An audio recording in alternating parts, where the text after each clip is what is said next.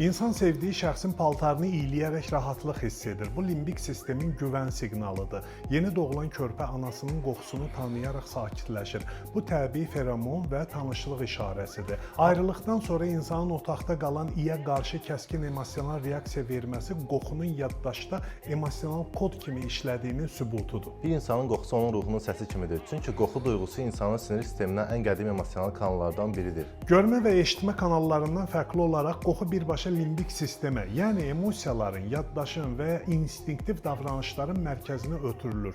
Bu onun emosional təsirini bənzərsiz edir. Qədim Misir və Romada ətir yalnız təmizlik vasitəsi deyil, həm də cazibə və güc simvolu idi. Kleopatra öz ətir formulu ilə Sezarı və Antonini heyran etmişdi. Müasir dövrdə marketinqdə qoxu brendləşməsi anlayışı yaranıb. Bəzi mağazalarda müştəriləri daha uzun saxlamaq üçün xüsusi ətir kompozisiyaları yayımlanır. Napolyon Bonaparte Josefinaya məktubunda belə yazmışdı: "Mən qaydana qədər yuyunmam. Mən sənin təbii qoxunu hiss etmək istəyirəm."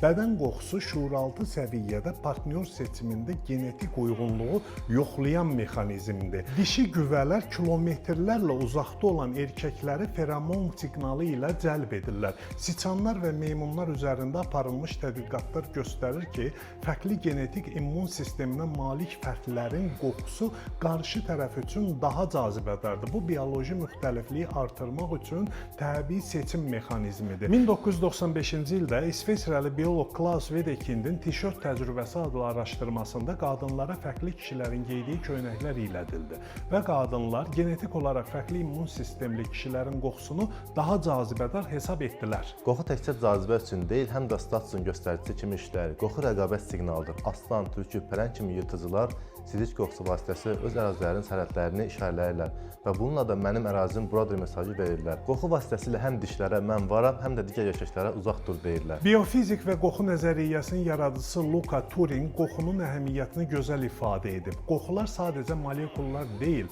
onlar titrəyən kimyəvi melodiyalardır. Bu arada Felicia'nın ətirlərinin qoxusu heyrətamizdir. İnsanın hər hansısa bir qoxuya qarşı reaksiyası rasional deyil, çünki o zehnin düşünən hissələrindən yan keçərək birbaşa hisslərə toxunur. İnsanın bədən qoxusu sabit deyil. Dəri, tər vəzlər və bakterial flora tərəfindən formalaşır. Bu vəzlərdən çıxan tərin öz qoxusu yoxdur, amma emosional və hormonal vəziyyət dəyişdikcə tərin tərkibi dəyişir. Bakteriyalar bu komponentlərlə reaksiya verərək fərqli qoxular yaradırlar. Beləliklə, qoxu bədənin daxili kimyəvi vəziyyətinin xarici ifadəsidir. Stres, kəskin və turşumuş qoxu yaratdığı halda sevinç hissi yumşaq ətir yayır. 2012-ci ildə Kaliforniya Los Angeles Universitetinin tədqiqatçıları sübut elədilər ki, qorxmuş insanın tər nümunələri neytral tərdən fərqli qoxuya malikdir və bu qoxu digər insanlarda da stres reaksiyası doğura bilir.